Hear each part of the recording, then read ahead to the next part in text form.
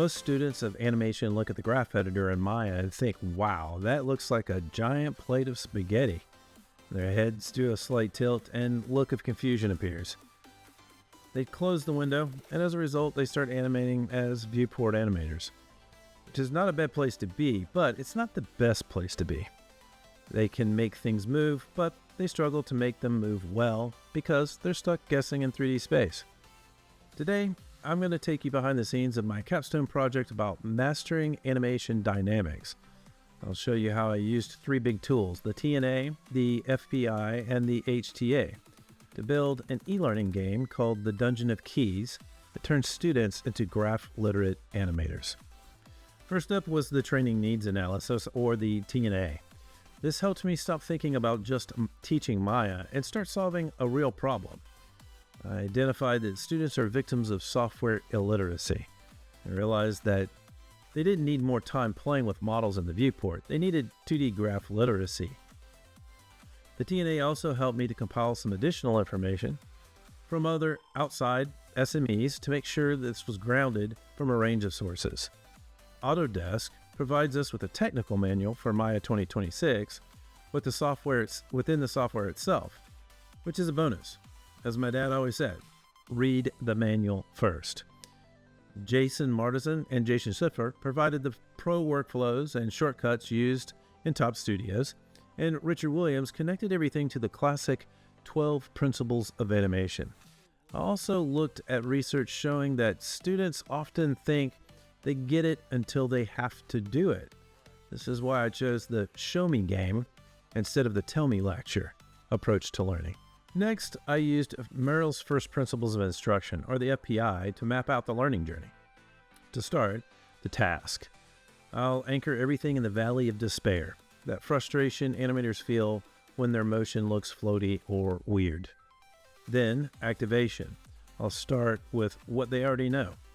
We'll link those scary abstract curves to principles they understand, like slow in, slow out, and overshoot. Then, demonstration. I'll show them how to read the math. They'll learn to look at curves and know exactly what the motion looks like without even hitting play. Then application. This is the fun part.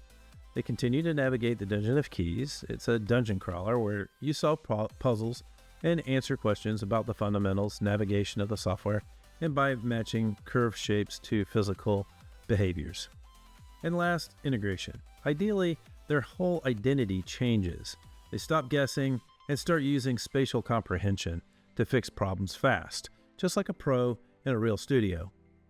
Or, at minimum, they'll start thinking like one. Finally, the hierarchical task analysis, or the HTA, acted as my technical blueprint. It helped me decide the perfect order for the game's levels. First, Maya's world, learning the X, Y, and Z language of the graph. Then navigation, getting comfortable moving around the workspace. Then shaping motion, identifying basic curves and key patterns and what they represent. The diagnostics, this is the doctor, phase finding jitter or stalls in the curves and strategies to fix them. Then the 12 principles of animation, matching those complex principles to curve shapes.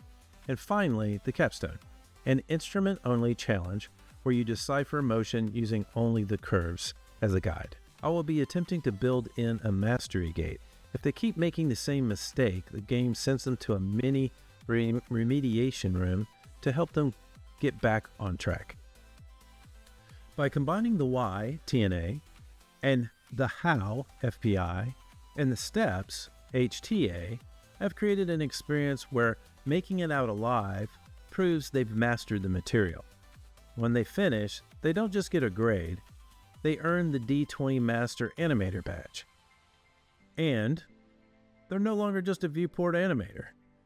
They're technically grounded, graph literate, and ready for anything, understanding that doing things is important, but gaining knowledge of what they are doing as they go is where true strength resides.